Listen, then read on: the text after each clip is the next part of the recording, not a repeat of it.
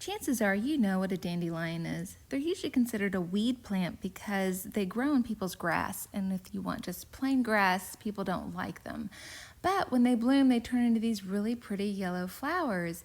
And then as they mature and the flower dies off, it leaves behind seeds. And a lot of people call these blow balls. What do you call them? Anyway, a lot of people think that if you blow on them, then if the seeds all fly away, then that will give you a free wish. So you're supposed to make a wish and blow on it. So let's talk about the parts of a dandelion and its life cycle. It starts off as a little tiny seed that lands on the ground and opens up and implants itself into the ground. And then it slowly takes root, and slowly by slowly, little bits of green come up and comes up as leaves and more leaves. And then once it gets nice and established, it'll start creating a flower head. When mature, the flower opens up and is pollinated by insects that are looking to eat nectar. Underneath each floret, which each petal is a floret, a seed develops.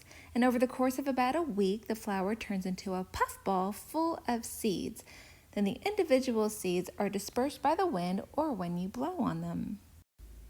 Here you can see how the flower works. It opens up into all the petals and the florets, and then you can find the seeds where it closes up, and then it opens again to expose all of the seeds. Now if you look closely, the brown in the center is all of the seeds. Those are called the ovaries, and the white part on the outside, which helps it fly, are called pappus. Now, if you do decide to blow on these, be careful not to inhale those seeds because the pappus will completely make you choke like this guy. Now let's start. Once you've chosen your color of paper, you're going to want to grab masking tape and tape off your edges and make sure that it's about the same all the way around so that you have a really nice border when you go ahead and pull all the tape off when you're done. Now pick several colors, and you want them to be contrasting with the paper you have in the background, so very dark or very light, because we're going to be scratching through, and when you scratch through you need to be able to see it, so it can't be a similar color. Make sure you put on a really heavy layer so that you hardly see any of the paper showing through. Get it really, really thick on there, and you're going to have lots of crumbs, and you can go ahead and kind of pick those off. But don't smear it into the paper. Don't use a Q-tip or a Kleenex or anything to smear it in, because then you're just going to stain the paper. We want a layer of oil on top of your paper so that when you scratch through, it's not just stained underneath. You actually get the plain paper back.